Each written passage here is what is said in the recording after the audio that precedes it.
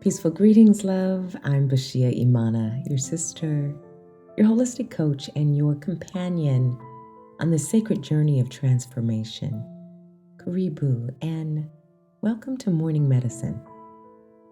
Morning Medicine is a sacred practice designed to help you rise each day in alignment with your higher self, clear, centered, and rooted in purpose. Each week offers a transformative lesson and a guided meditation that together nurture spiritual clarity, emotional healing, and inner transformation. This offering was born from a deep knowing that true change doesn't come from doing more. It comes from being more present. It comes from slowing down enough to hear your own spirit, to reprogram your energy, and to return to divine flow. This week's morning medicine was born while I was training a group of powerful yoga teachers. Together, we explored some of India's most sacred texts, the Vedas, the Upanishads, the Yoga Sutras of Patanjali, and the Bhagavad Gita. While each of these ancient texts hold timeless wisdom, it was the Gita, the story of Arjuna, the warrior, and Krishna, his divine guide, that spoke directly to our souls. It reminded us that the true battlefield is not out there in the world, it is within, between what is easy and what is right, between what is familiar and what is true. The Gita is a mirror of our lives. It reveals that before any outer victory can unfold, there must be an inner alignment between duty and desire, truth and fear, clarity and confusion. Before we begin, I want to invite you to, as always, to slow down with me. This work is not about rushing through information. It's about embodiment. Each lesson is designed as medicine for your soul. And just like real medicine, it works best when taken consistently, one dose at a time. So I encourage you to listen to this lesson every morning for 7 days before moving on. Let the words settle deeper into your spirit each time, because small steps, repeated with intention, lead to big transformation. This week's medicine is called The Battle Within, From Chaos to Clarity. We've all stood in that space of hesitation, when change calls but fear grips, when growth demands release but our hearts still hold on. Krishna's wisdom to Arjuna is timeless. The divine reminds us, you are timeless, never truly born, never truly gone. The self cannot be harmed or diminished. Your only task is to remember who you are and act from that awareness. Before we move deeper, let me share a little context about this epic narrative. The Bhagavad Gita is an ancient story from India, part of the great epic called the Mahabharata. It begins on the eve of a war between two royal families. Arjuna, a noble warrior and prince, stand at the center of the battlefield, torn between his duty to fight for justice and his love for those on the opposing side. Krishna, his charioteer, is more than a friend or guide. He is the embodiment of the divine, the voice of higher wisdom within us all. Their conversation, set in the midst of chaos, becomes a timeless teaching on the nature of the soul, the meaning of duty, and the path to liberation. And just like Arjuna, we too find ourselves standing on our own inner battlefields, called to act with truth, even when fear whispers otherwise. The Gita opens not in triumph, but in turmoil. Not with action, but with paralysis. Arjuna, the warrior, stands on the field of Kurukshetra, surrounded by his kin, his teachers, his memories. He looks across the field and sees that this war will cost him everything familiar. His bow slips from his hand. His breath grows heavy. His spirit trembles. And haven't we all been there? In the moment where duty feels too heavy, when our calling asks more of us than we think we can give, when spirit whispers go, but fear says stay. Arjuna's struggle is not about war, it's about identity. He is being asked to dismantle the version of himself that clings to comfort and step into the truth of who he really is.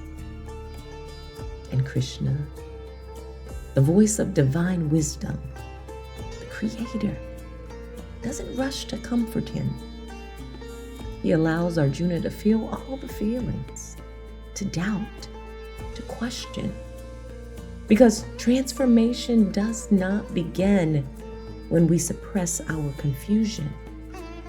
It begins when we begin to face it. Krishna tells him that this inner battle is sacred. It is the point where the ego dies and the soul awakens. When you reach that moment, you are being called to move from confusion to clarity, from chaos to divine order. Krishna reminds Arjuna that every soul has Dharma, its sacred purpose. Your Dharma isn't a job title or a role. It is your right path of living, your alignment with the divine. It is the way your soul came to serve truth in the world. Sometime, that calling will lead you into conflict. Not conflict with others, but with your old self. The one that resists change, that fears letting go, that clings to approval and control. To follow your Dharma means to act in alignment with truth, even when the world misunderstands you. Krishna says, it is better to live your own truth imperfectly than to live another's perfectly. Because every time you deny your calling to please others, you betray your spirit. Every time you act in truth, no matter how small, you bring not just yourself, but the world closer to balance. Your Dharma, or in Swahili, your Nia, is the way your soul serves the world. And when you walk away from it, confusion multiplies. You begin to feel scattered, anxious, disconnected, because you are out of rhythm with your divine purpose, the righteous path. Beloved, it's rarely an easy one. It demands honesty, discipline, courage. It is the difference between doing what is easy and doing what is right. We find the same truth in African wisdom. In the Yoruba tradition, there is a concept that one has an OH-ree, a higher self, the inner divinity that remembers your destiny. When you align with your OH-ree, you stop chasing purpose and start embodying it. You stop searching for the path and realize you are the path. Still, Arjuna hesitates. He asks, but what if I fail? What if this choice destroys what I love most? And Krishna, ever patient, says, your right is to the action alone, never to its fruit. This is the practice of detachment, the practice of surrender, one of the greatest medicines of the Gita. It means to act with devotion, but without attachment to the outcome. To give your best without clinging to control. To show up fully, to do what is right, but to release how it turns out. So often we suffer not from the act itself, but from the way we demand it to turn out. We pray for peace, yet hold anxiety about how it must unfold. We ask for freedom, but refuse to loosen our grip. Because so often, it isn't the world that breaks us. It's our attachment to the outcome. We act with pure attention, but then demand that life rewards us in a particular way. And when it doesn't, we suffer. The Gita reminds us that freedom is not in the result. It is in the release. Krishna teaches that liberation comes when we act without ego, when we perform our duty because it is aligned to spirit, with a capital S, our highest self, our OH-ree, not because it guarantees worldly success. Detachment is not indifference. It is trust. It is knowing that when you act from truth, the divine spirit will handle the rest. The Creator will take care of things. Your job is obedience to alignment, not manipulation of the outcome. Krishna then reveals the real battlefield, the one inside the mind. He tells Arjuna, the mind can be your greatest ally or your fiercest enemy. The mind, untrained, is restless and full of noise. It wants comfort, approval, validation, control, and victory. But the soul only wants truth.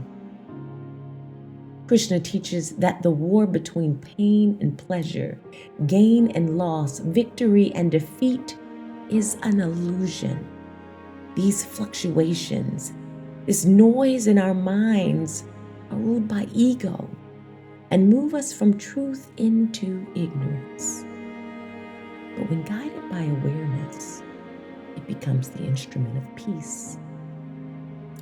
This is psychological cleansing, dismantling the false identities that keep us bound. It requires the courage to see where we have mistaken survival for purpose and fear for intuition. It's peeling back those layers of fear, doubt, and attachment until only clarity remains. Beautiful.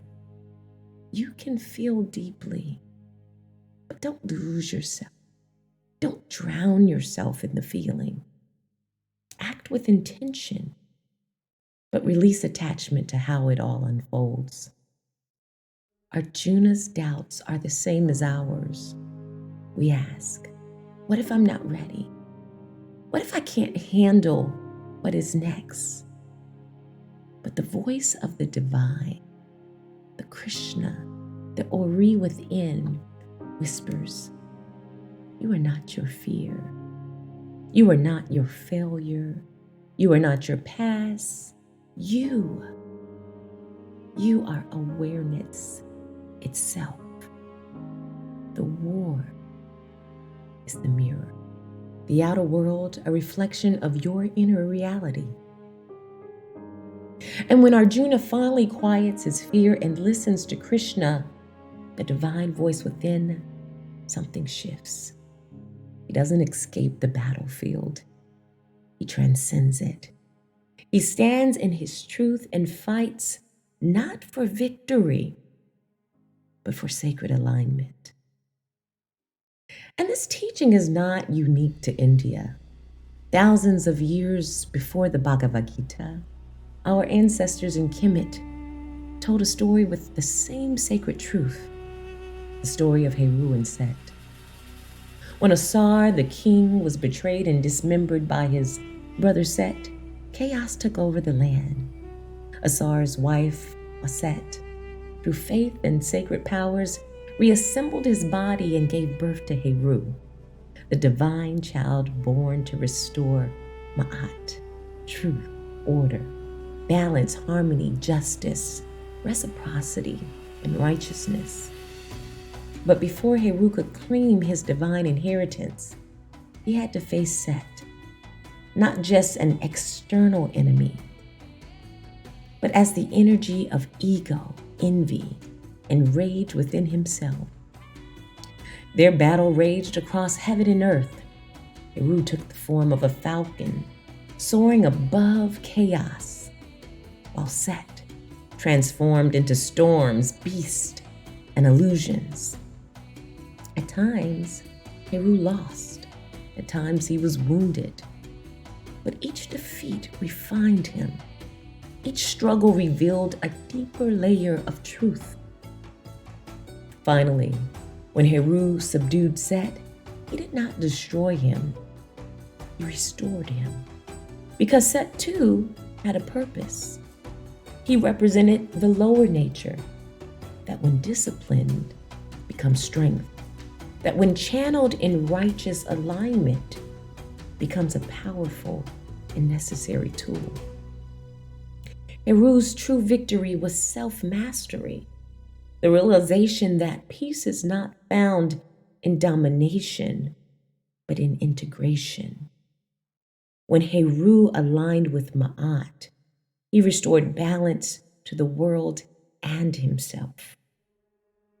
Like Arjuna, Heru learned that you cannot escape your inner battle. You must face it with awareness.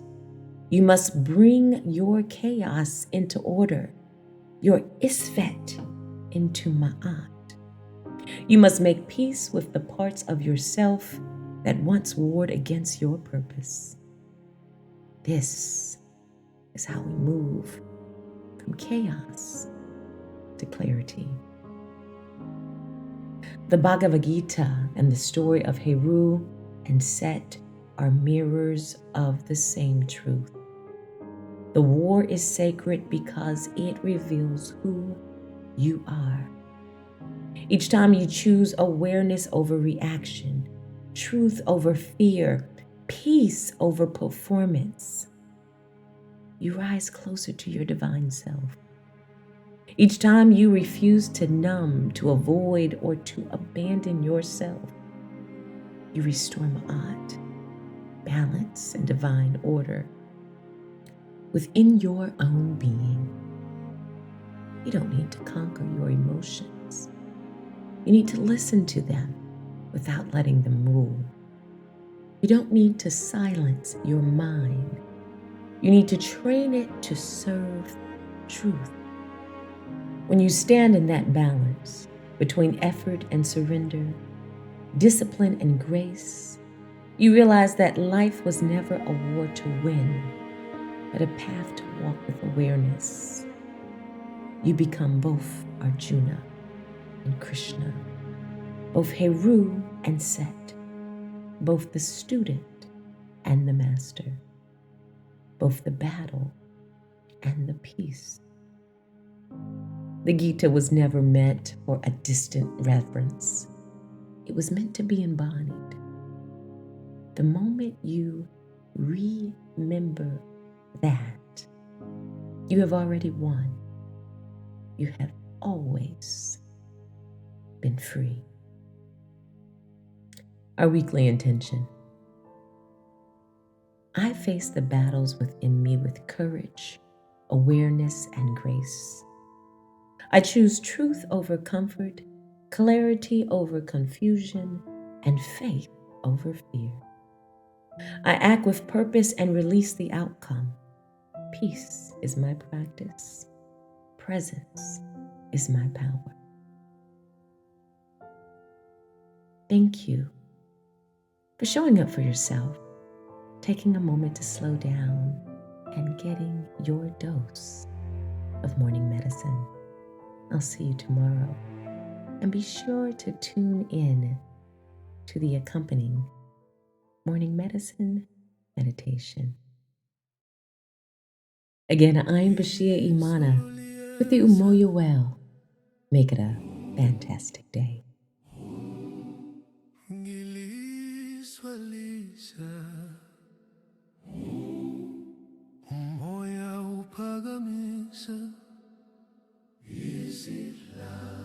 Is it last year? Kuluma is imperformance. Ikezomhlaba njalo njalo. Ibona matafelo bomvu ayashlu.